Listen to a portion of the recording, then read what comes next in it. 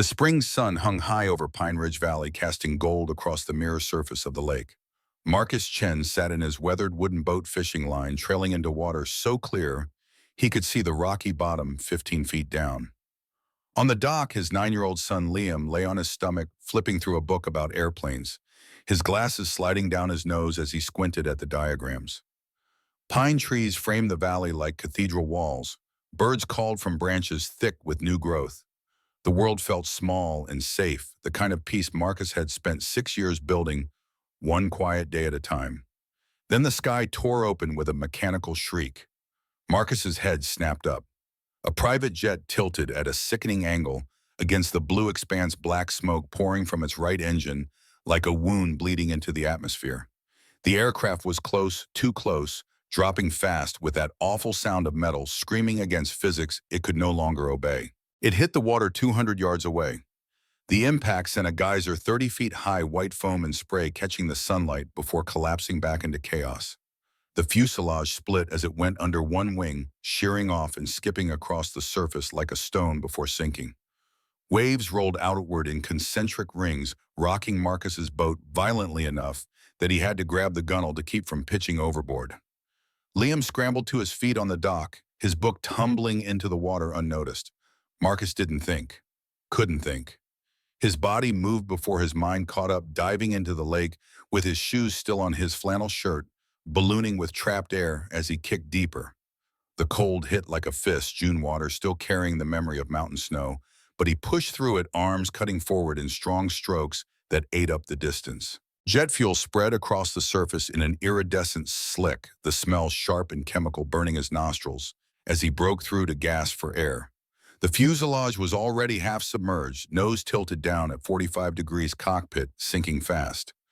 Through the murky cloud of disturbed sediment and leaking fluids, Marcus could see the cabin interior seats visible through a shattered window, and a figure slumped against the seatbelt, head lolling. He dove again, pulling himself down along the fuselage, fingers finding purchase on rivets and seams. His lungs began to burn after 20 seconds. 30. The pressure built behind his eyes as he reached the broken window, jagged plexiglass edges, scraping his forearm as he squeezed through. The woman's face was pale, lips tinged blue. Blood trickled from a cut on her temple, mixing with lake water and pink tendrils.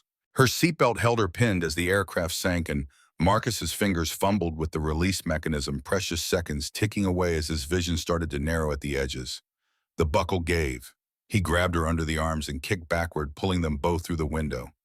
His shoulder clipped the frame and pain lanced down his arm, but he kept kicking, kept pulling, lungs screaming for air he didn't have. They broke the surface together. Marcus gasped, sucked in air that tasted like fuel and fear. The woman coughed once violently, lake water streaming from her mouth and nose, then breathed. Her eyes fluttered but didn't open. He swam backward toward his boat, towing her with one arm while the other pulled them through the waves. His muscles trembled with exhaustion and cold. Behind them, the jet settled, deeper air bubbles rising in clusters as the cabin flooded completely. In another minute, it would be gone. Liam had already pulled the boat closer to the dock, his small hands white-knuckled on the mooring rope. Marcus reached the side and heaved the woman up and over the gunwale, his arms shaking with the effort.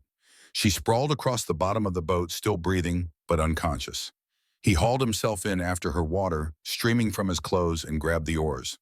By the time they reached the dock, sirens were already wailing in the distance. Someone on the ridge must have seen the crash, called it in. Liam had his phone out, the satellite model Marcus kept for emergencies, his young voice steady as he gave their location to the dispatcher. Marcus knelt beside the woman, checking her pulse. Strong and steady. He turned her head to the side in case she vomited, then grabbed a blanket from the boat's storage compartment and draped it over her. Her clothes were expensive, he noticed.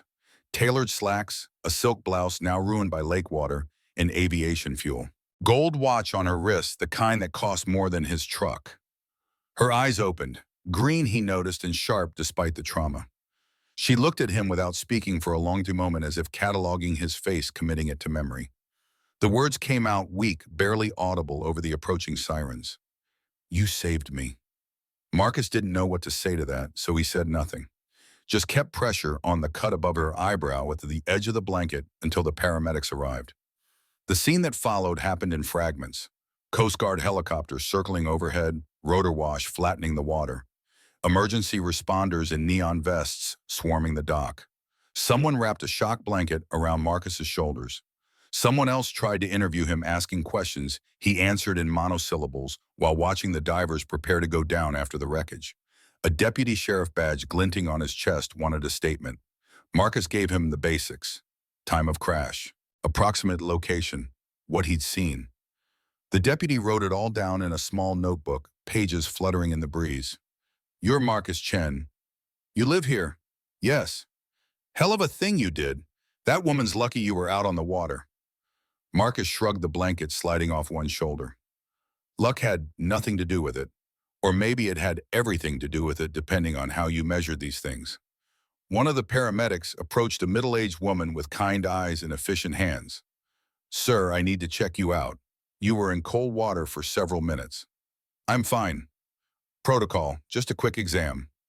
She took his blood pressure, listened to his lungs, checked his pupils with a penlight, pronounced him remarkably healthy for someone who'd just performed a cold water rescue, asked if he wanted to go to the hospital for observation.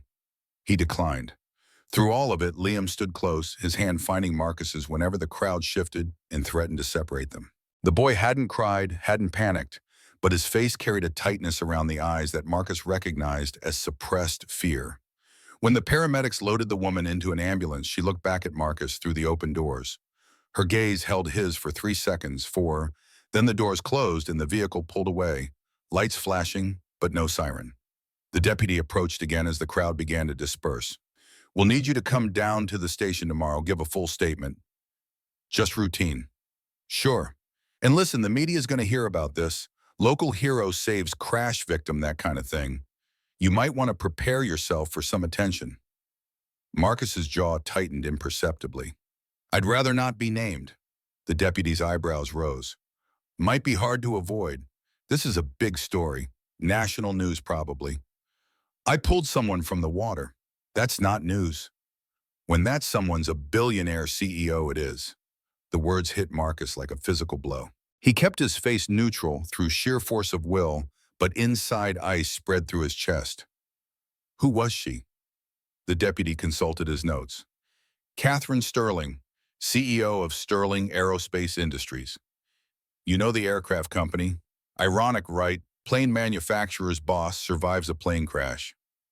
Marcus didn't respond. Couldn't respond.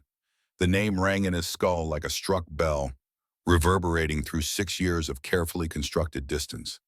Sterling Aerospace, the company that had killed his wife. He stood there on the dock as the emergency vehicles departed one by one, their lights fading into the forest. Liam tugged at his sleeve and Marcus looked down at his son's worried face. "Dad, you okay?" "Yeah, buddy, I'm okay." But he wasn't, not even close.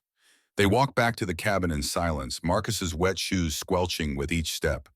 The structure sat 50 yards from the water's edge, built from rough-hewn logs that had weathered to gray over decades. Solar panels on the roof, a propane tank around back, a stone chimney that had probably been there longer than Marcus had been alive. Home, such as it was. Inside smelled like pine sap and old paper, the particular scent of a place lived in, but not cluttered. Minimal furniture, all functional. A wood stove in the corner that heated the place in winter. A kitchen table where Liam did his homework and Marcus repaired small engines for cash. Bookshelves lining one wall filled with engineering textbooks Marcus couldn't bring himself to throw away, and paperbacks Liam devoured at a pace that would have made his mother proud. Marcus stripped off his wet clothes in the bathroom and stood under a hot shower until the chill left his bones. When he emerged dressed in dry jeans and a thermal shirt, Liam had made sandwiches. Peanut butter and jelly on bread from Carl's store, cut diagonally the way Sarah used to do it. They ate without talking. The only sound, the scrape of knives on plates and the distant call of a loon on the water. Through the window, Marcus could see the lake returning to its mirror, calm, no sign of the violence that had torn through the afternoon, except for a Coast Guard boat marking the crash site with buoys. The old television in the corner sat dark and silent. Marcus had no desire to turn it on to see his actions replayed and analyzed by people who didn't understand the weight of them. But eventually he would have to. Eventually he would need to know what story was being told. He waited until Liam went to bed, tucking the boy in with the same ritual they'd followed for 6 years. Book on the nightstand, glass of water within reach. Nightlight plugged into the outlet by the door. A kiss on the forehead that Liam was almost too old for but still accepted. Love you, Dad. Love you too, buddy. Then Marcus returned to the living room and turned on the television. The news anchor's face filled the screen, expression appropriately grave for a story of near tragedy averted. Aerial footage showed rescue boats circling the crash site, divers in the water. The helicopter Marcus remembered hovering overhead. The banner running along the bottom read, Billionaire CEO survives jet crash in Washington. Catherine Sterling, CEO of Sterling Aerospace Industries, is recovering tonight after her private jet crashed into a remote lake in northern Washington state. Sterling was pulled from the wreckage by a local resident in what officials are calling a miraculous rescue. They cut to interview footage with the deputy sheriff, who described the scene with the kind of dramatic emphasis that made everything sound more heroic than it had felt in the moment. Then to the Coast Guard commander, who praised the quick response and noted that without immediate intervention, the outcome would likely have been fatal. They didn't have Marcus's name yet, but they would. Small towns kept few secrets, and Pine Ridge Valley was smaller than most.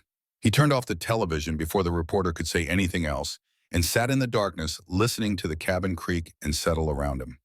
6 years ago, Marcus had been a senior aerospace engineer at Sterling Aerospace working on experimental aircraft systems, so advanced they barely had names yet.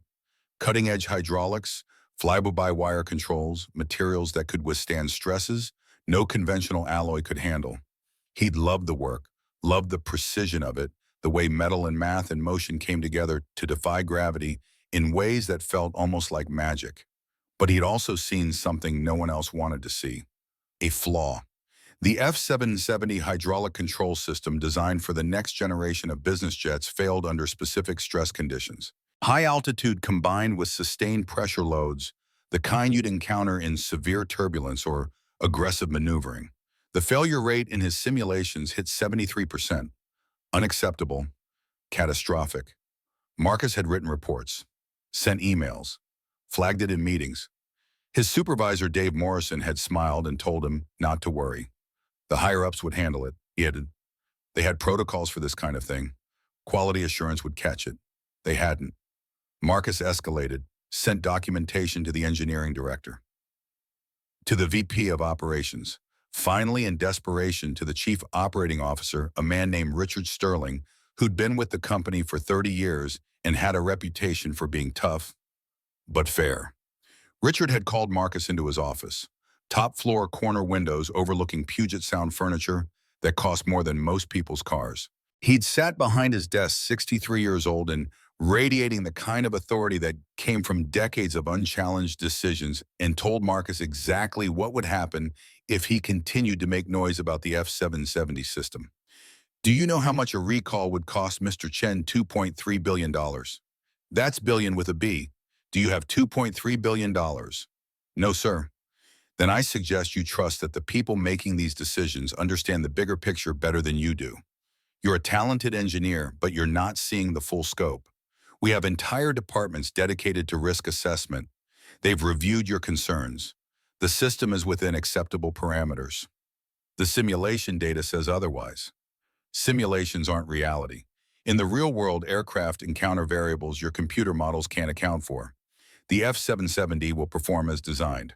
And if it doesn't, Richard's face had gone cold, then the mask of professional courtesy sliding away to reveal something harder underneath. Then that's what insurance and legal settlements are for. But it won't come to that. You're dismissed, Mr. Chen, and I'd advise you to focus on your assigned projects rather than trying to tell people 20 years your senior how to do their jobs. 3 months later, during a test flight over the Nevada desert, the F-770 system had failed. The aircraft, an experimental prototype loaded with millions of dollars in sensor equipment and 3 years of development work, had exploded at 8,000 feet. The pilot, a former Air Force captain named Rodriguez, ejected successfully and landed with minor injuries. The aircraft scattered itself across 12 square miles of scrubland in pieces too small to be worth collecting. The official report called it an unforeseeable, catastrophic failure. Mechanical malfunction compounded by extreme conditions. No one to blame, nothing that could have been prevented, just one of those terrible accidents that occasionally happen in the pursuit of aviation advancement. Marcus's wife, Sarah, who had been visiting the observation tower that day with other engineers' families, did not survive. The tower's west wall, built to withstand anything short of a direct missile strike, had shattered under the shock wave from the blast.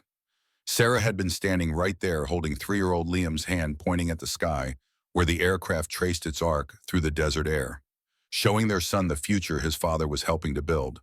The blast had sent shrapnel through the wall. A piece of composite fuselage 18 inches long and sharp as a blade had struck Sarah in the chest. She'd collapsed without a sound, blood spreading across the observation deck, while Liam screamed and other parents tried to shield their children from the sight. She died in the helicopter on the way to the hospital, Marcus holding her hand while the medic worked desperately to stop the bleeding. Her eyes open, but already empty, the light gone from them before they'd even lifted off. Liam, miraculously unharmed physically, had watched his mother die. 3 years old, too young to understand death, but old enough to understand that something terrible and permanent had happened. The counselors later said he was lucky not to remember it clearly, that childhood amnesia would protect him from the worst of the trauma. Marcus wasn't sure he believed that. Sometimes he caught Liam staring into space with an expression too old for his face, and he wondered what ghosts lived behind those young eyes. The company had sent representatives to the funeral. Richard Sterling himself had attended, standing at the back in an expensive black suit, face appropriately somber. Afterward, he'd approached Marcus with 2 lawyers flanking him and offered a handshake Marcus didn't take. "We're all devastated by this tragedy, Mr. Chen. Sarah was a wonderful person." Marcus had stared at him silent while rage built behind his sternum like water behind a cracking dam.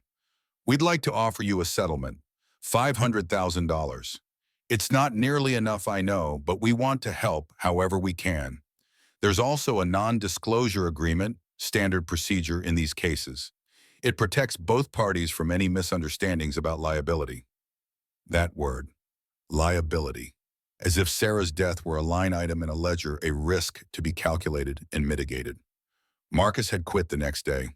No severance, no apology, just walked into Dave Morrison's office and dropped his badge and access card on the desk. Morrison had tried to talk him out of it, said he was making an emotional decision that he should take some time before doing anything permanent. Marcus had left without responding. Before he'd gone, though, he'd copied every file he could access. Every email about the F-770 system, every simulation result, every test report, every piece of data that proved he had been right, and they'd ignored him. He'd loaded it all onto 3 USB drives, made backup copies on external hard drives, and stored them in different locations. Not because he planned to do anything with the information, just because he couldn't let it disappear entirely. Couldn't let them erase the evidence of their negligence the way they'd tried to erase his warnings. Then he'd loaded Liam, still mute with grief, into his truck and driven north until the roads turned to gravel and the gravel turned to dirt. He'd bought this cabin with the last of their savings, a place so remote that cell service required a 20-minute hike to the ridge. No internet unless you drove to town. No connection to the world that had killed his wife and destroyed his career. For 6 years they'd lived here. Marcus fixing engines for locals who paid in cash or barter, teaching Liam how to fish and read weather patterns and be kind even when the world wasn't. At night after Liam fell asleep, Marcus read those old engineering textbooks by lantern light, not because he missed the work, but because he couldn't forget it. The equations still made sense even when nothing else did. And now Catherine Sterling, whose family had killed Sarah as surely as if they'd put a gun to her head, was alive because Marcus had saved her. The irony tasted like ash in his mouth. He didn't sleep that night, lay in bed staring at the ceiling while his mind replayed the crash in endless loops. The sound of the impact. The cold water. Catherine Sterling's face as she looked at him, recognizing something in his eyes that he'd tried to keep buried for 6 years. By morning he was exhausted, but no closer to understanding what he was supposed to do with any of this. Liam found him at the kitchen table brewing coffee in the dented percolator that had belonged to Marcus's father. Sunlight filtered through lace curtains Sarah had hung when they'd first moved in, before everything had fallen apart. "Dad, you look tired." "Didn't sleep great."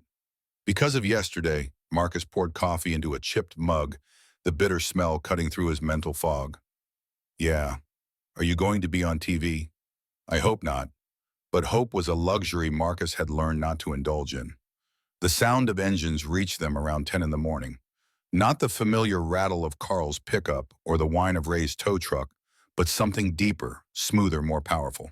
The kind of sound that didn't belong in a place like this. Marcus set down the axe he'd been using to split firewood and wiped his hands on his jeans. Through the trees, he could see sunlight glinting off polished metal. 3 vehicles moving up the narrow dirt road in a line like a funeral procession. 3 black Cadillac Escalades emerged from the tree line, their spotless hoods gleaming incongruously against the backdrop of weathered pines and rough earth. Dust rose in slow clouds behind them, hanging in the air between shafts of morning light. The lit vehicle stopped 10 feet from the porch. The engine cut, and in the sudden silence, Marcus could hear his own heartbeat. Then the driver's door opened. Catherine Sterling stepped out. She was taller than Marcus remembered from yesterday's chaos, early 40s, with dark hair pulled back in a sharp ponytail. The bruise on her left temple had darkened to purple overnight, and there was a white bandage on her jaw, but she moved with the kind of confidence that came from never being told no. Charcoal blazer and slacks that probably cost more than Marcus's truck heels, that would sink into the soft earth if she wasn't careful. Behind her, 2 assistants emerged from the second vehicle. Both men in dark suits, one carrying a leather folder, the other a tablet in a thick envelope. The third Escalade's doors remained closed, but Marcus could see figures inside. Security, probably. Catherine walked forward, her heels crunching on gravel. Up close, Marcus could see the fine lines around her eyes, the silver threading through her dark hair, the intelligence in her gaze as she studied him. She extended her hand. Her grip was firm, professional, the kind of handshake that closed deals and ended arguments. "Mr. Chen, Catherine Sterling, I wanted to thank you in person." Marcus withdrew his hand slowly, his expression unreadable. "No need. I did what anyone would have done." Her lips curved slightly, not quite a smile. "Not anyone. Most people would have filmed it and posted it online before calling for help." The assistant with the envelope stepped forward, offering it with both hands like a sacred object. "We'd like to offer compensation for your bravery, and we'll need you to sign a non-disclosure agreement, standard procedure for incidents involving the company." Marcus didn't take it. He looked past Catherine at the lake glittering through the trees, then back at her face. "I don't want money, and I don't sign things anymore." Something shifted in Catherine's expression. Not surprise exactly, but a sharpening of focus, as if he'd just become more interesting than she'd expected. "You're not curious why my plane went down. Not my business. It could have been sabotage. Someone might have tampered with the hydraulic systems." Marcus's jaw tightened for just a fraction of a second, so brief that anyone not watching closely would have missed it. But Catherine was watching closely. "The FAA is investigating. They think it was deliberate." "Then I hope they find who's responsible." Catherine glanced past him toward the open cabin door. Marcus knew what she could see from that angle. Simple furniture, handmade and sturdy. The stack of firewood beside the wood stove. The framed photo on the wall of Sarah holding infant Liam, both of them smiling in that unself-conscious way people smile before they learn the world can break them. And next to it, pinned to a corkboard with thumbtacks, technical drawings, blueprints, schematics with clean lines and precise measurements, professional notations in neat handwriting. Catherine's eyes narrowed as she focused on the corner of the nearest drawing. Even from the porch, the logo was visible, unmistakable. Sterling Aerospace Industries. Her breath caught just for a moment. Her gaze flicked back to Marcus, and he watched understanding dawn in her eyes. Not just recognition, but something deeper. The pieces clicking into place, forming a picture she hadn't expected to see. They stood there in silence, 10 feet apart, while everything unspoken hung in the air between them like smoke. Liam appeared in the doorway, curious, clutching a model plane in one hand. His glasses had slid down his nose again, and he pushed them up with one finger. "Dad, who are they?" Marcus's expression softened immediately. "Just people passing through, Bud. Go back inside." Liam nodded and disappeared into the cabin, but not before Catherine got a good look at him. Marcus watched her face as she processed what she was seeing. A 9-year-old boy, living in the middle of nowhere with his father. No mother visible. She nodded slowly as if confirming something to herself. "Thank you again, Mr. Chen. If you ever need anything, you know how to reach me." She turned and walked back to the Escalade without waiting for a response. The engine started in sequence and the vehicles reversed down the narrow road with surprising grace, disappearing into the forest as smoothly as they'd arrived. Liam stepped back onto the porch, watching the dust settle. Why'd she come all the way out here just to say thank you? Marcus watched the last traces of the convoy fade into the trees. She's from a different world, buddy. Not ours. But even as he said it, he knew it wasn't that simple. Not anymore. By late afternoon, the story had metastasized across the valley and beyond. Not the quiet version where a man saved a life and went home, but the twisted one, the one that sold clicks and generated outrage and fed the endless appetite for conspiracy. Someone had leaked video footage. A hiker on the Western Ridge filming the landscape for a travel blog had captured the moment the jet went down. The clip was shaky, the audio mostly wind noise, and the hiker's shocked profanity, but it showed the impact, the plume of water, and a small figure swimming toward the wreckage. Within 3 hours of being posted, it had been shared 40,000 times. News outlets picked it up. Bloggers analyzed it frame by frame, circling Marcus's distant form in red, speculating about his identity and motives. And then the headlines began, each one worse than the last. Hero or setup questions surround mysterious CEO rescue. Billionaire's crash, was she lured to remote lake? Who was the man who saved Catherine Sterling? The articles speculated wildly, building narratives out of nothing. A man living alone in the woods, no visible job, no history anyone could easily access. A woman whose private jet just happened to crash practically on top of his property. The coincidence was too perfect, the internet declared. Something darker had to be at play. Marcus didn't see any of it until Carl called from the general store around 2 in the afternoon, his gravelly voice carrying decades of cigarettes and honest work. Marcus, I'm real sorry about this. The reporters showed up about an hour ago. They're camped outside my place, asking everyone who walks in if they know you. Saying things. Bad things. Marcus pressed the phone tighter to his ear. What kind of things? That maybe the crash wasn't an accident. That maybe you had something to do with it, planned the whole rescue to look like a hero. It's garbage, Marcus. Everyone here knows you, but people are listening to them. Thanks for the warning, Carl. You need anything, you call. I mean it. Marcus hung up without saying anything else. Beside him, Liam had gone very still, model plane forgotten on the table. Dad, what did Mr. Carl say? Nothing important, buddy. Just checking in. But Liam's eyes, too perceptive for his age, said he knew better. The garage where Marcus worked part-time sat on the edge of town, a corrugated metal building with 3 bays and a hand-painted sign that had faded to near illegibility. Ray Hutchins, the owner, was ex-military, mid-50s, with calloused hands and a sense of fairness that had given Marcus a chance when no one else would 6 years ago. Marcus arrived for his evening shift to find Ray waiting in the small office, sitting behind a desk piled with invoices and parts catalogs. The older man's face carried an expression Marcus had seen before, the particular discomfort of someone about to deliver bad news they didn't agree with. Marcus, come in. Close the door. Marcus did, already knowing what was coming. Ray didn't look at him directly, just studied his own hands as if they might offer guidance. Look, I don't believe what they're saying, not for a second. You're the best mechanic I've got, and you're a good man. But my customers, I understand. They're uncomfortable.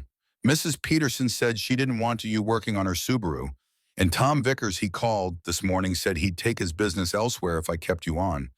It's not right, but it's how people are.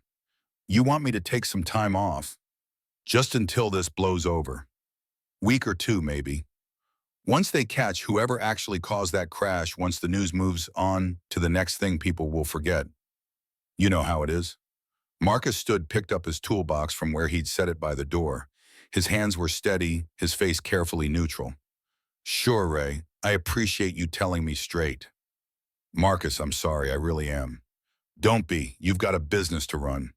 He walked out to his truck without looking back, loaded his toolbox into the bed, with movements that had become automatic over years of practice. The parking lot was empty except for Ray's F-150 and a Honda that belonged to the kid who worked Saturdays. No reporters here yet, but they would come eventually. Small towns kept few secrets. The grocery store was worse. Marcus needed supplies. Bread and milk for Liam, basics they'd run low on. He'd planned to make it quick in and out before anyone noticed, but the parking lot held two news vans with satellite dishes folded against their roofs like sleeping insects. Inside, the whispers started immediately. A woman with a shopping cart saw him and pulled her young daughter closer as if proximity to Marcus carried some contagion. Near the produce section, two men in work jackets stopped their conversation mid-sentence to stare. One of them, a guy Marcus vaguely recognized from Carl's store, spoke just loud enough to be heard. "That's him, the guy from the lake. Probably planned the whole thing. You don't just happen to be there when a billionaire crashes." His companion nodded, arms crossed, face set in the particular righteousness people wore when confirming their worst suspicions about the world. Marcus kept walking, grabbed a gallon of milk from the refrigerated case, a loaf of bread from the bakery section. At the register, the teenage clerk wouldn't meet his eyes, scanning items with mechanical efficiency while her hands trembled slightly. He paid in cash, exact change, and walked out carrying the paper bag against his chest. Behind him, he heard someone say something about knowing all along that Chen was trouble, that there was always something off about him. In the truck, Marcus set the groceries on the passenger seat and sat very still, hands on the steering wheel, breathing slowly through his nose. The anger wanted to rise, wanted to break through the careful control he'd spent 6 years building, but he couldn't afford that. Not here. Not with Liam depending on him. He drove home, taking the back roads, avoiding Main Street, where the news vans were multiplying like bacteria. That night, rain hammered the cabin roof, a steady drumming that filled every silence. Liam sat at the kitchen table, picking at his dinner without eating. Spaghetti with jarred sauce, simple food that usually disappeared quickly, but tonight the boy just pushed noodles around his plate with mechanical movements. His eyes were red, not crying, not anymore, but recently enough that the evidence remained. Marcus set down his own fork, the metal clinking against cheap ceramic. "Talk to me, buddy." Liam didn't look up. "Why are people saying you're bad?" The question landed like a physical blow. Marcus wanted to explain that the world didn't care about truth when a lie was more interesting, that people believed what they wanted to believe because thinking was harder than judging. But those words would mean nothing to a 9-year-old who just wanted his father protected from cruelty he didn't deserve. He reached across the table and squeezed Liam's hand, his calloused palm engulfing small fingers. Sometimes people get scared of things they don't understand. When something big happens, like that plane crash, they want it to make sense. They want someone to blame. It's easier than accepting that bad things sometimes just happen. "But you saved her." "I know." "So why would they think you're bad?" Marcus had no answer that wouldn't sound hollow. He stood, cleared their plates, even though both were still half full, and turned off the kitchen light. In the darkness, he could hear the rain and Liam's breathing and the distant hum of the world turning against him through no fault of his own, except being in the wrong place at the wrong time, or the right place, depending on how you measure these things. Miles away in her corner office on the 40th floor of Sterling Aerospace's Seattle headquarters, Catherine sat at her desk, staring at a computer screen. The building was mostly empty at this hour, the fluorescent lights in the hallways dimmed to save power security guards making their rounds in comfortable silence. Her office overlooked Puget Sound, floor-to-ceiling windows offering a view of dark water and distant lights, the city spreading out below like a circuit board. Beautiful in its way, cold.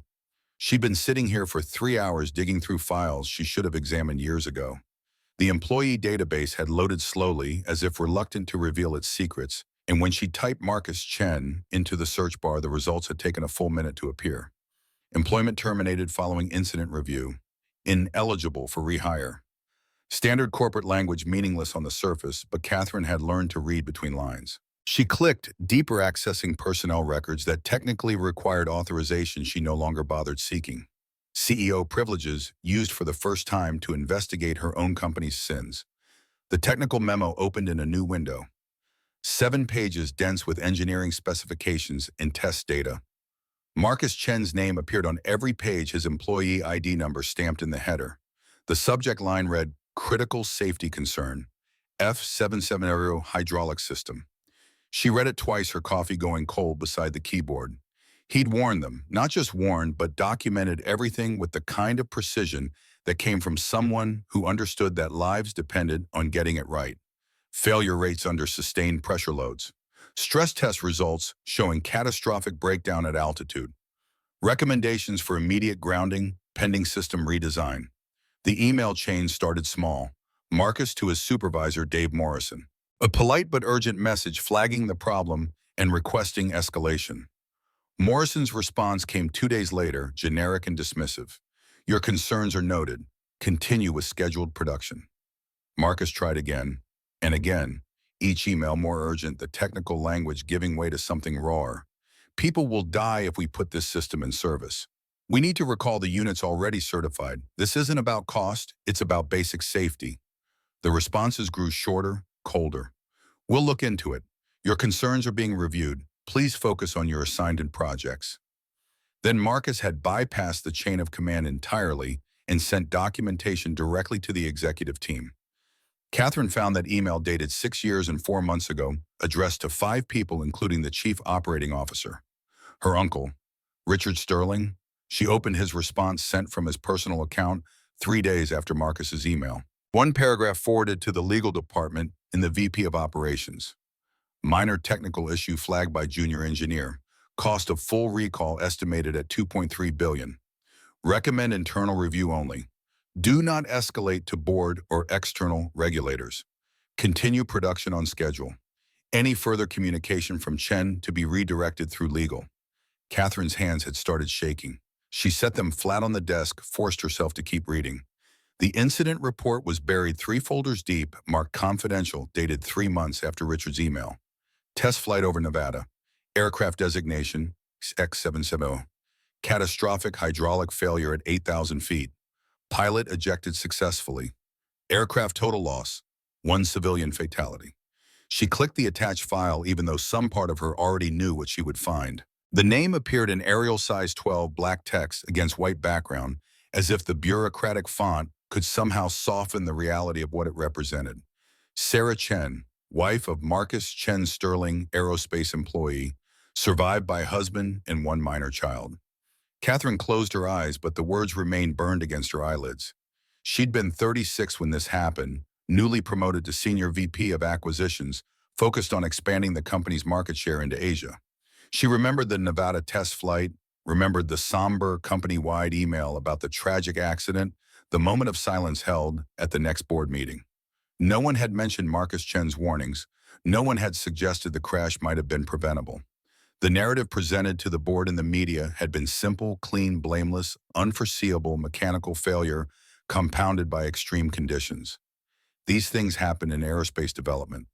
Risk was part of innovation. Lies. All of it lies. Catherine opened another file, this one from Human Resources. Marcus Chen's termination paperwork processed the day after his wife's funeral. Voluntary resignation, the form said, but attached to it was a settlement agreement. $500,000 in exchange for signing a comprehensive non-disclosure agreement that prohibited him from discussing the F-770 system, the test flight, or any aspect of his employment with Sterling Aerospace. The signature line at the bottom was empty. Marcus had never signed it, which meant the company couldn't legally enforce the NDA, which meant Marcus could have gone public 6 years ago, could have destroyed Sterling Aerospace with what he knew, could have sent Richard to prison and bankrupted the company that had killed his wife. But he hadn't. He'd just disappeared. A knock at the door made Catherine jump, her hands jerking and knocking over the cold coffee. Brown liquid spread across her desk, seeping into a stack of quarterly reports. "Come in." Richard Sterling stepped inside without waiting for permission, as was his habit. 64 years old, silver hair, immaculate even at 9:30 at night, navy suit tailored to perfection. He'd been with the company since before Catherine was born, a fixture as permanent as the building itself. He smiled, but the expression didn't reach his eyes.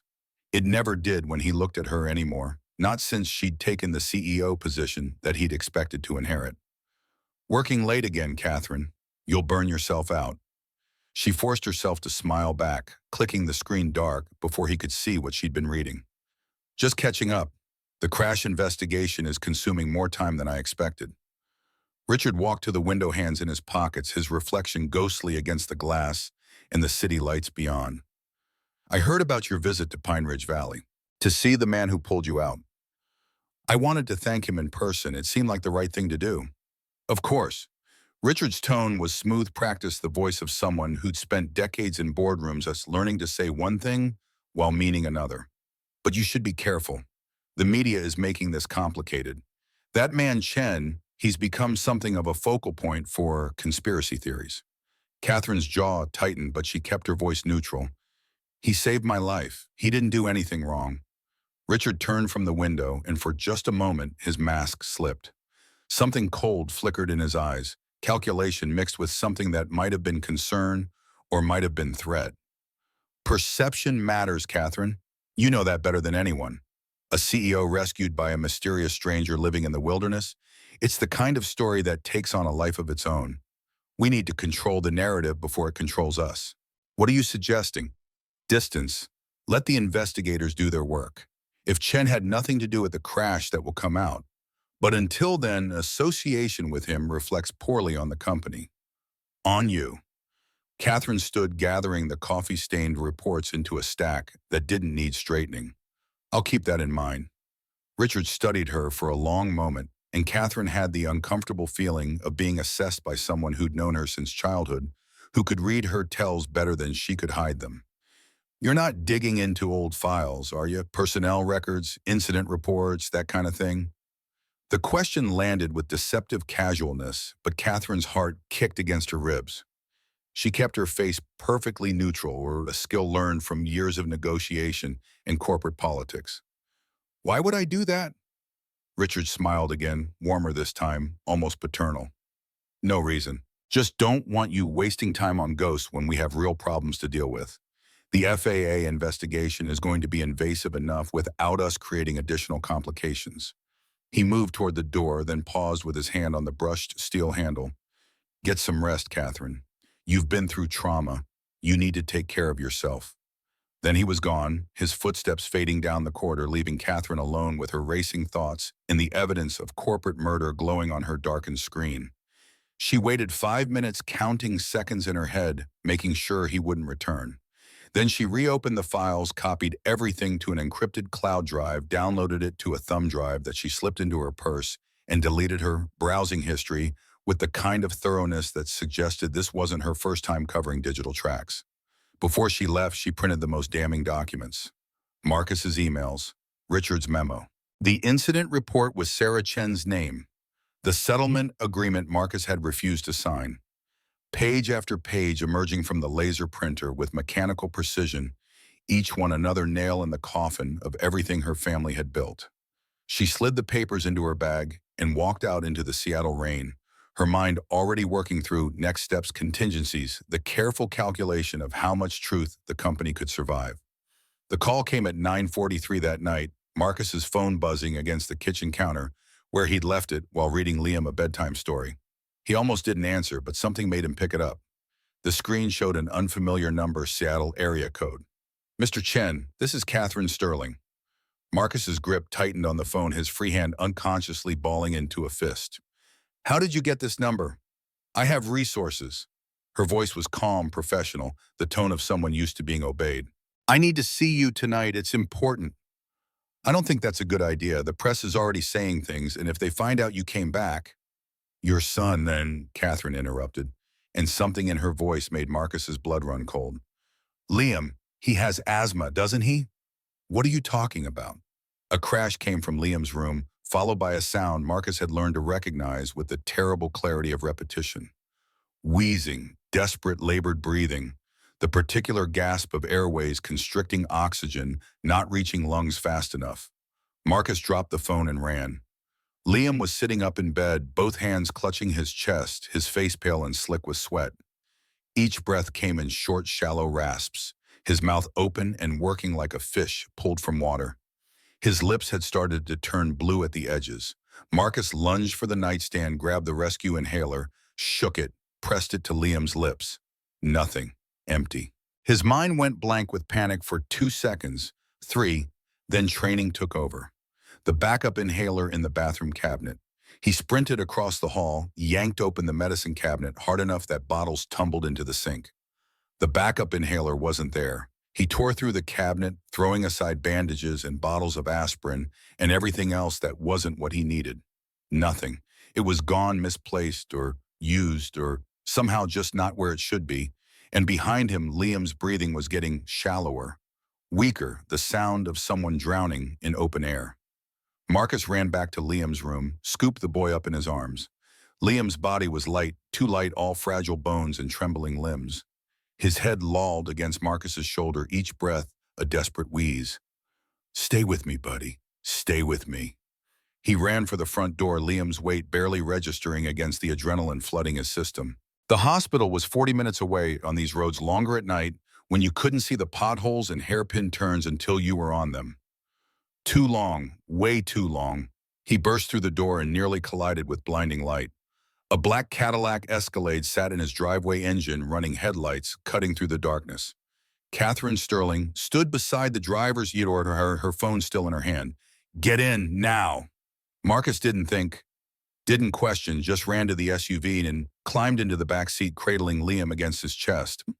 Catherine was behind the wheel before his door closed, the vehicle already moving, tires spitting gravel as she accelerated down the narrow dirt road with a precision that suggested she'd memorized every curve during her earlier visit. "How did you know?" Marcus's voice was raw, each word fighting past the fear constricting his throat. "I didn't. I guessed. Medical records aren't as private as people think when you know where to look." Catherine's eyes met his in the rearview mirror. "Hold him steady. We'll be there in 20 minutes. The drive felt both endless and impossibly fast, time compressing and stretching in ways Marcus's mind couldn't process. He kept one hand on Liam's chest, feeling each labored breath, counting seconds between them, and trying not to think about what it meant that the intervals were getting longer. "Come on, buddy. Breathe. Just breathe." Liam's eyes were half closed, unfocused. His lips had gone from blue-tinged to genuinely blue, the color spreading. Marcus had seen enough medical shows to know what that meant, how little time they had before lack of oxygen started causing damage that couldn't be undone. Catherine drove like a professional, taking corners at speeds that would have made Marcus sick under any other circumstances, but never quite losing control. The speedometer hovered around 85 on the straightaways, dropping only when physics demanded it. "Talk to him," Catherine said, her voice cutting through Marcus's panic. "Keep him conscious." "Liam, can you hear me? Squeeze my hand if you can hear me." A faint pressure against his palm, barely there but present. "Good. That's good. We're almost there. Just stay with me. Think about your model planes, okay? We'll finish that P-51 Mustang together. The one with the invasion stripes. You wanted to get the decals perfect, remember?" Another squeeze, weaker this time. Pine Ridge Community Hospital emerged from the darkness like a beacon, a low building with emergency room lights glaring against the night. Catherine didn't slow down, didn't stop at the entrance, just drove straight up to the sliding doors and hit the horn, 3 sharp blasts that echoed off the surrounding trees. The doors slid open and nurses appeared, moving with the practiced efficiency of people who'd done this 1,000 times. One of them had a gurney wheel squeaking as they rolled it toward the Escalade. Marcus climbed out, Liam still in his arms, and laid his son on the gurney with a gentleness that belied his shaking hands. The boy's face was gray now, each breath a struggling rasp, and Marcus had to force himself to step back to let the professionals take over, even though every instinct screamed to hold on, to not let go. "Severe asthma attack," one of the nurses said, already hooking up monitors. "How long has he been like this?" 10 minutes, maybe 15. His inhaler was empty.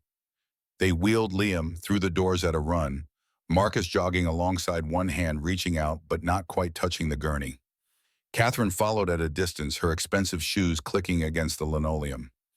In the emergency bay, a doctor appeared. Young, maybe 35, dark hair pulled back, name tag reading Dr. Martinez. She took one look at Liam and started barking orders in calm, controlled tones that somehow made everything feel both more and less terrifying. "Nebulizer with albuterol, 0.5 milligrams. Oxygen at 8 liters. Get me his vitals." They fitted a mask over Liam's face, clear plastic fogging with each struggling breath. The nebulizer started with a hiss medicine, turning to mist and flowing into lungs that had forgotten how to work properly. Seconds passed like hours, while Marcus stood frozen at the foot of the bed, watching numbers on monitors that meant nothing to him, but everything to the people trying to save his son. Gradually, microscopically at first, Liam's breathing began to ease. The blue tinge faded from his lips. His chest started moving with more regularity, less desperation.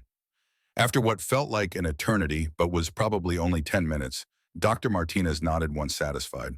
He's stabilizing. We'll keep him on oxygen and monitor him overnight, but he's going to be fine. Marcus's knees went weak. He grabbed the nearest chair and collapsed into it, his head dropping into his hands. Everything he'd been holding together for the last hour coming apart at once.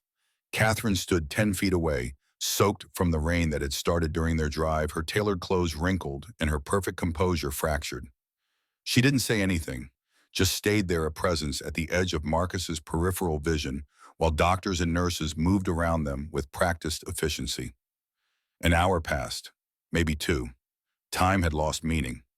Finally, they moved Liam to a regular room, a small space with pale blue walls and a window overlooking the parking lot.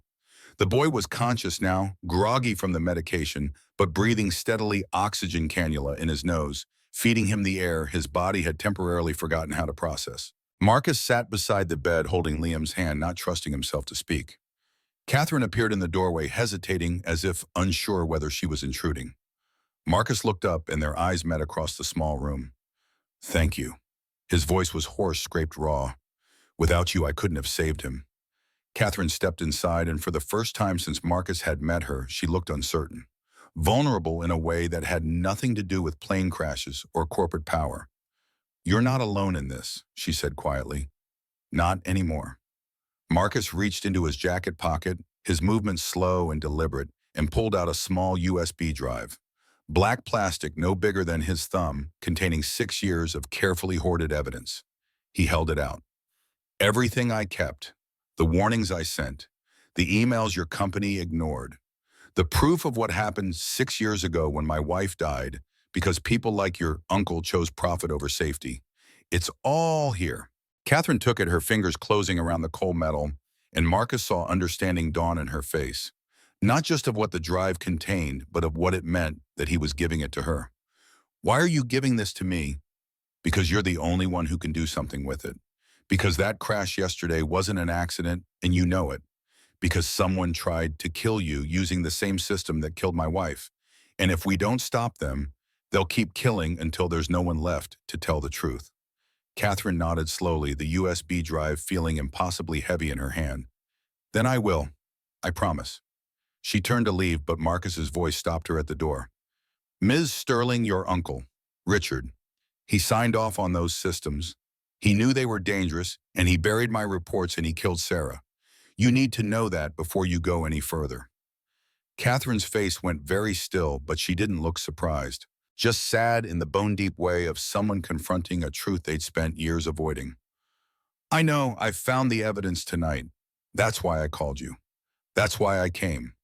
She left then, walking out into the fluorescent hallway, and Marcus was alone with his sleeping son and the weight of everything that was about to change. Outside, dawn was beginning to break over the mountains, painting the sky in shades of gray and gold. A new day, carrying with it the promise of justice or destruction or something in between that Marcus couldn't yet name. The conference room was small and anonymous, tucked into a law office on the edge of downtown Seattle, where mid-rise buildings gave way to older structures that predated the tech boom. Catherine had chosen it specifically for its obscurity, a place where powerful people rarely ventured, and security cameras belonged to landlords who didn't ask questions. She sat at one end of the long table, Marcus at the other. Between them, Alan Foster connected the USB drive to his laptop with movements that carried the precision of someone who'd spent 40 years handling evidence that could end careers or save lives depending on how it was presented. The projector hummed to life. The screen lit up white, then filled with folder icons arranged in neat rows. Foster clicked through them methodically, his British accent lending gravity to technical observations. Mr. Chen was quite thorough. "We have email chains, technical specifications, test data, photographic evidence of component failures, and what appears to be a complete record of every warning he issued over a 3-month period." He opened the first email, dated 6 years and 7 months ago. The text appeared on the screen in Calibri font, corporate standard, the words carrying weight despite their bureaucratic presentation. From Marcus Chen, senior aerospace engineer, to Dave Morrison, engineering supervisor. Subject urgent. Hydraulic system review needed, Dave. I've completed the stress analysis on the F770 hydraulic control system. The results are concerning. Under sustained pressure, loads above 3,200 psi, which we can expect during high-altitude turbulence, or aggressive maneuvering the system shows catastrophic failure in 73% of simulations. I'm recommending immediate grounding of all units pending redesign. Please escalate this to the engineering director as soon as possible. The response 3 days later was a single line. Your concerns are noted. Continue with scheduled production. Foster clicked to the next email, then the next. 7 in total, each one more urgent than the last, the technical language gradually giving way to something rawer as Marcus realized his warnings were being systematically ignored. The final email in the chain was addressed to 5 people, including Richard Sterling. Marcus had bypassed his entire chain of command, sent documentation directly to the executive team with subject line, critical safety issue, lives at risk. Foster let that one sit on screen for a full minute before clicking to Richard's response. The memo appeared formatted on company letterhead, Richard's digital signature at the bottom in elegant script. Catherine read it again, even though she'd memorized every word the night before. Minor technical issue flagged by junior engineer. Cost of recall estimated at $2.3 billion. Recommend internal review only. Do not escalate to board or external regulators. Production continues as scheduled. Any further communication from Chen to be redirected through legal department. This is damning, Foster said quietly, his fingers steepled in front of his face. Whoever signed off on this decision knew the system was unstable, knew people could die, and they chose profit over safety anyway. He clicked to another document, a scanned approval form with multiple signature lines. Most were empty, but at the bottom in blue ink that had faded slightly over 6 years was Richard Sterling's authorization to proceed with F-770 system certification. The room went very still. Marcus leaned back in his chair, his face unreadable in the dim light from the projector. Catherine stared at her uncle's signature, the casual loops and flourishes of someone who'd signed thousands of documents without bothering to read them all, trusting that his position insulated him from consequences. He approved it to avoid a recall. Foster continued, his voice taking on the measured tone of an expert witness delivering testimony. A recall would have cost billions, delayed production schedules, damaged the company's reputation. So he buried the reports and pushed the aircraft into production, despite knowing the risks. He glanced at Marcus, something like sympathy flickering across his professional detachment. And when that wasn't enough, when the system failed exactly as you predicted, he made sure the person who'd warned them couldn't warn anyone else. Marcus's voice was flat, drained of emotion through years of practice. They fired me the day after the explosion. Told me if I talked to anyone about it, they'd sue me into bankruptcy and make sure I never worked in aerospace again. Sent lawyers to my wife's funeral with settlement papers and a gag order. Catherine stood abruptly, her chair scraping against the floor. She paced to the window, looking out over Seattle's industrial district, where shipping containers sat stacked like children's blocks, and cranes moved against gray sky. If I go public with this, she said slowly, each word weighted with calculation, it destroys the company. Thousands of people lose their jobs. My family's name becomes synonymous with corporate murder. Everything my father built gets reduced to a scandal that people will study in business ethics classes. Marcus's voice cut through her rationalization like a scalpel through flesh. And if you don't, more people will die. She turned to face him. His eyes were steady, not accusing, just honest in a way that made dishonesty impossible to maintain. He wasn't asking her to choose between right and wrong. He was telling her she'd already made that choice the moment she'd started looking for the truth. Catherine nodded once, decision crystallizing into certainty. Then I know what I have to do. Foster closed the laptop with a decisive snap. I'll prepare a full technical report. It will hold up in court in front of the FAA anywhere you need it. But you should know, Miss Sterling, that once this information becomes public, there's no walking it back. Your uncle will face criminal charges. The company will be subject to federal investigation. And you, as CEO, will be asked questions about what you knew and when you knew it. I didn't know anything until 3 days ago. Can you prove that? I can prove I was hired 6 months after the Nevada incident. I can prove I was never briefed on Marcus's warnings or the settlement negotiations. But perception doesn't care about proof, does it? Foster's expression carried the wisdom of someone who'd watched too many righteous causes get destroyed by public relations. No, it doesn't. Marcus walked to the coffee pot on the side table and poured himself a cup he didn't drink. You don't have to do this. You could bury the evidence. Protect yourself. No one would know except the three of us. Catherine looked at him, really looked, seeing past the weathered clothes and calloused hands to something that had survived 6 years of isolation and grief without breaking. I could, but then I'd be just like Richard, just like everyone who chose convenience over conscience. She paused, choosing her words with care. The truth always rises, like that plane in the lake. It doesn't stay hidden forever. Marcus almost smiled, the expression foreign on his face, rusty from disuse. No, it doesn't. Catherine gathered her things, sliding Foster's laptop and the USB drive into her bag with movements that suggested finality. Before she left, she turned back to Marcus. I'll need you to testify when this goes public. Your warnings, your expertise, your wife's death. All of it. Can you do that? Yes. It won't be easy. Richard's lawyers will try to discredit you. They'll bring up your years of isolation, suggest paranoia, question why you waited so long to come forward. Let them. I've got nothing left to lose. Catherine's throat tightened at the simple truth of that statement. I'm sorry for what my family took from you, for what we made you into. You didn't make me into anything. I chose this. I chose to walk away rather than fight. That's on me. You were grieving.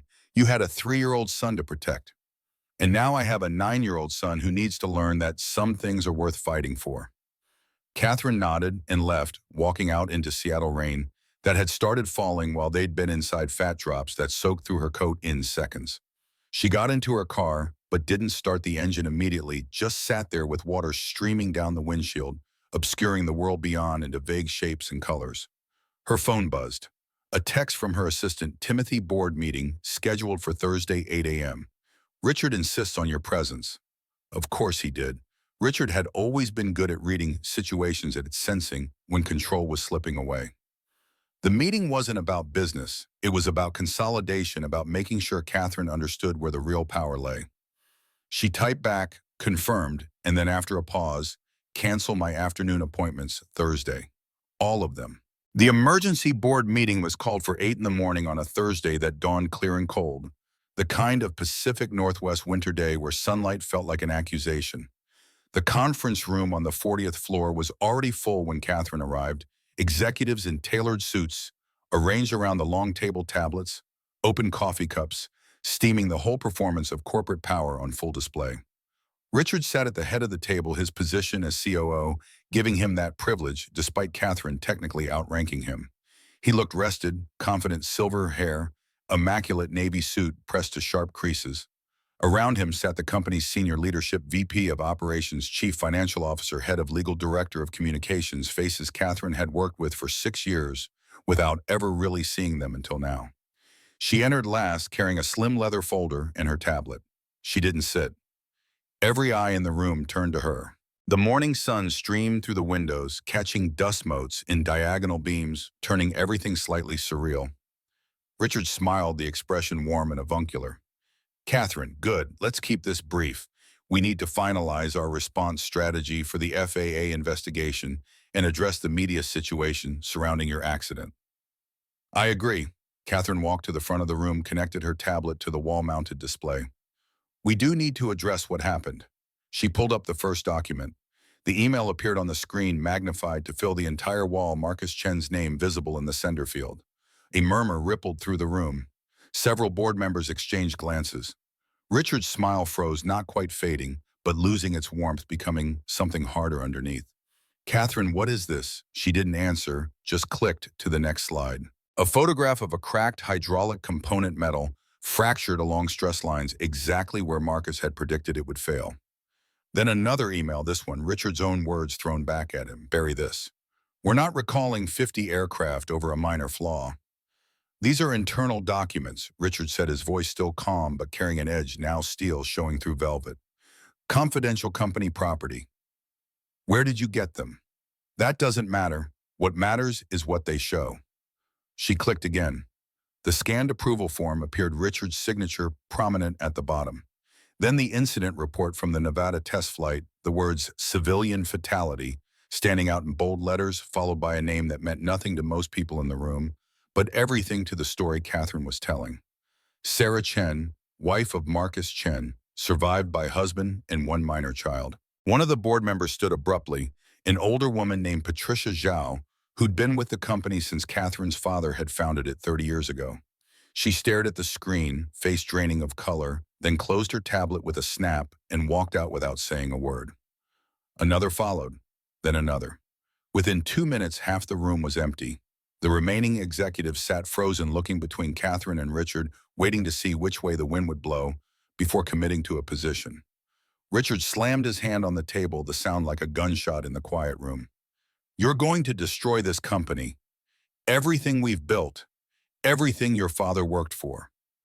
Catherine turned to face him, and her voice when she spoke was quiet but carried the weight of absolute conviction. "No, Uncle Richard, you already did that when you chose money over lives. When you ignored warnings from the best engineer we had because you didn't want to face the cost of doing what was right. When you let a woman die and then tried to silence the man who tried to save her." She set the leather folder on the table in front of him. "I'm stepping down as CEO effective immediately. I've contacted the FBI and the FAA. They'll be opening a full investigation into corporate negligence, falsification of safety records, and obstruction of justice. You'll be hearing from them very soon." Richard's face went red, veins standing out on his temples. He stood both hands flat on the table, leaning forward like an animal preparing to strike. "You think you're a hero? You think this makes you better than me? You're destroying thousands of jobs, families who depend on this company. You're willing to sacrifice all of them for what, one woman who died 6 years ago? One disgruntled engineer who couldn't handle being told no?" Catherine met his fury with something colder, more final. "I'm choosing the right side. Finally." She walked toward the door. Behind her, the room erupted in voices, accusations, the whole careful structure of corporate hierarchy collapsing into chaos. But Catherine didn't look back, just kept walking, her heels clicking against marble with steady rhythm, each step carrying her further from the life she'd known and closer to something she couldn't yet name. Outside the building, reporters waited on the plaza like predators sensing blood. They'd been camping there since news of the FAA investigation had leaked 2 days ago, a growing crowd with cameras and microphones and that particular hunger for scandal that defined modern journalism. Catherine pushed through the glass doors. Cameras flashed. Microphones thrust forward like weapons. Questions came from all directions, overlapping into noise. "Ms. Sterling, is it true you're accusing your own uncle of sabotage? What about the jobs? What happens to Sterling Aerospace employees? Did you know about the safety violations before your crash?" Catherine stopped at the top of the steps, the morning sun behind her, casting her shadow long across the plaza. She waited until the noise died down, until every camera was focused on her face, until the moment had stretched taut enough to matter. "I'm not accusing anyone of anything. The evidence speaks for itself. I have provided federal investigators with documentation of safety violations, falsified maintenance records, and deliberate suppression of engineer warnings that directly led to at least one fatality and multiple near-catastrophic failures over a 6-year period." Someone shouted, "What about Richard Sterling? Did he know?" "That's for the authorities to determine. I've given them everything they need. My uncle will have the opportunity to defend himself through proper legal channels." "Are you stepping down as CEO?" "Yes, effective immediately. An independent ethics board will oversee company operations until a permanent replacement is found. Someone who understands that safety isn't negotiable and that profit can never justify risking human lives." She turned and walked to her car before they could ask more questions. Inside, with the door closed and the world muffled, her hands finally started shaking. She gripped the steering wheel hard enough that her knuckles went white, breathing slowly through her nose until the tremor subsided. Her phone buzzed. A text from Timothy, FBI, just arrived at Richard's office. 3 agents. They're escorting him out now. Catherine closed her eyes, surprised by how little satisfaction the news brought. She'd expected to feel vindication, maybe even joy, at seeing justice served. Instead, there was just exhaustion and the hollow awareness that destroying Richard wouldn't bring back Sarah Chen, or undo 6 years of Marcus living in exile, or make the company her father had built anything other than a cautionary tale about what happened when good intentions met human weakness. She started the car and drove.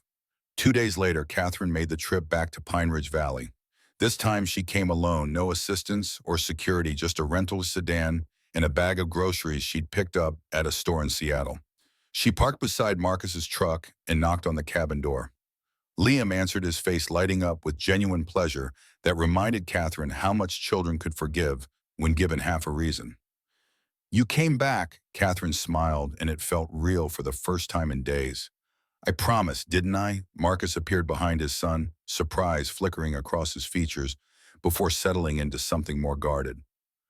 "I didn't think you'd come. I'm not here as a CEO. I'm here as someone who owes you more than I can ever repay." She held up the grocery bag. "I brought dinner if that's okay. Nothing fancy, just pasta and sauce and some garlic bread. I thought maybe we could eat like normal people for once." Marcus stepped aside, gesturing her in. The cabin smelled like pine and coffee, warm, despite the winter cold pressing against the windows. Catherine set the groceries on the kitchen counter and started unpacking, while Liam hovered nearby, asking questions about the FBI investigation with the kind of enthusiasm only a 9-year-old could bring to topics involving federal law enforcement. They cooked together, Marcus boiling pasta, while Catherine heated sauce in a dented pot, working around each other in the small kitchen with surprising ease. Liam set the table 3 plates instead of 2, and Catherine felt something shift in her chest at being included in this small domestic ritual. Dinner was simple, the kind of meal that tasted better because of the company than the ingredients. Liam talked about his model planes, showing Catherine his latest project, a B-17 Flying Fortress, with working bomb bay doors. She listened, asking questions that showed genuine interest, and Marcus watched them interact with an expression that might have been hope or might have been fear that hope would prove unfounded.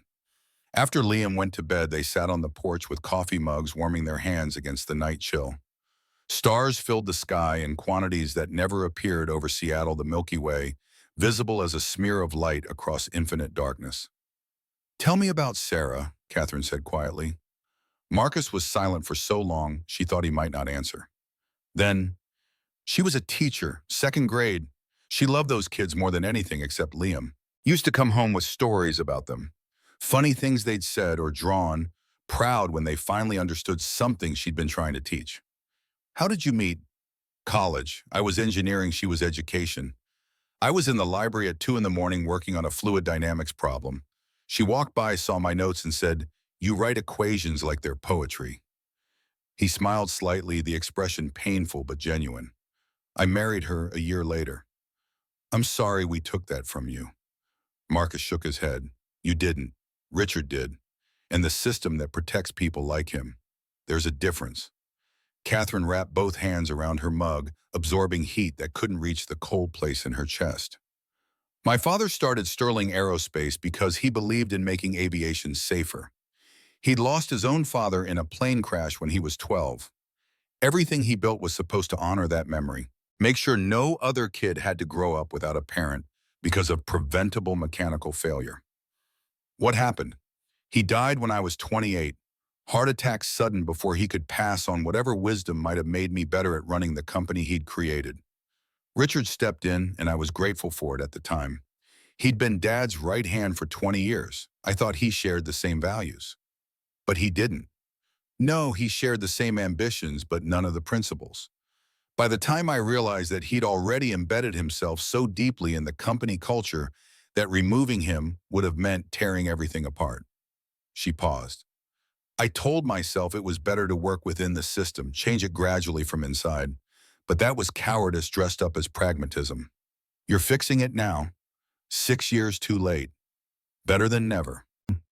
They sat in silence, watching stars wheel slowly overhead, the universe indifferent to human suffering and human redemption equally. After a while, Catherine spoke again, her voice carrying the weight of decisions already made. "There's a position opening up. Head of Safety and Compliance. It's not glamorous, but it's important. Full authority to ground any aircraft veto, any design halt, any production if safety concerns exist. Answer directly to the board, not to executive management. I can't think of anyone better qualified." Marcus turned to look at her, searching her face for something. "I don't know if I'm ready for that world again." "You don't have to decide now, just think about it. We need people who aren't afraid to tell the truth, people who've already paid the price for doing what's right and chose to do it anyway." She stood to leave. At the door, Marcus called after her, his voice soft but clear. Catherine, you gave my wife justice. Thank you. Catherine's eyes glistened in the porch light, but she didn't let the tears fall. Just nodded once and walked to her car, the weight on her chest feeling slightly lighter than it had in days. 3 weeks later, the story had spread across every major news outlet in the country. Richard Sterling indicted on 12 counts, including criminal negligence, manslaughter, obstruction of justice, and falsification of federal safety documents. Sterling Aerospace, under complete federal oversight production, halted on all F-770 equipped aircraft pending comprehensive system redesign. Marcus watched the news coverage from his cabin, Liam beside him on the couch, both of them processing the strange reality of seeing their private tragedy become public vindication. The anchors called Marcus a whistleblower, a hero, a man who'd sacrificed everything to do what was right. They didn't understand that he'd never wanted to be any of those things. He'd just wanted his wife back and his career intact in a world that made sense. But you didn't get to choose what the world made of you. Only what you made of the world. His phone rang, Catherine's name on the screen. Have you thought about my offer? Marcus looked at Liam, who was watching him with those two perceptive eyes waiting to see what his father would choose. I'll do it, on one condition. Name it. Every aircraft we certify, every system we approve, we name it after someone we failed. Start with the Sarah Chen Memorial Safety Protocol. Make sure everyone who works on these systems knows why those protocols exist, who paid the price for us learning them. Catherine's voice was thick when she answered. Done. When can you start? Give me 2 weeks to get Liam settled. Find him a good school in Seattle. Make sure he understands this isn't running away from Pine Ridge, it's running towards something better. I'll handle it. And Marcus, thank you for giving us another chance. Marcus hung up and turned to his son. What do you think, buddy? Ready for a change? Liam was quiet for a moment, then nodded slowly. Will we come back here sometimes? Every summer. This is home. It'll always be home. But it's time we stopped hiding. 1 year later, the Sterling Safety Institute opened in a renovated building on the edge of downtown Seattle. The structure was smaller than the old headquarters, built with reclaimed wood and floor-to-ceiling windows, designed to let in light to make transparency literal as well as metaphorical. Over the entrance, carved into stone, was a dedication that every visitor read before entering, in memory of Sarah Chen and all lives lost to corporate negligence. Inside, 300 people gathered for the opening ceremony. Engineers and safety advocates, families of crash victims, whistleblowers who'd been silenced by other companies and found courage in Marcus's example, journalists with cameras and notebooks, students studying aerospace engineering and ethics with equal fervor. Catherine stood at the podium dressed simply in gray slacks and a white blouse, her hair down instead of pulled back, looking more human than she had in her CEO days. She waited for the crowd to settle, hands steady on the podium's wooden surface. A year ago, I almost died in a plane crash. Not because of bad luck or an act of God, but because people in positions of power chose profit over safety, chose silence over truth, chose their own comfort over their responsibility to protect human life. Her eyes found Marcus in the front row, Liam beside him in a button-down shirt that he'd already managed to wrinkle. One man chose differently. 6 years ago, Marcus Chen warned my company about a critical flaw that would cost lives. He did everything right, followed every protocol, documented every concern, escalated through proper channels. And for that, he was punished. He lost his job. He lost his wife in the very accident he'd tried to prevent. He lost 6 years of his life to grief and exile. The room was silent except for the soft whir of cameras recording everything for posterity.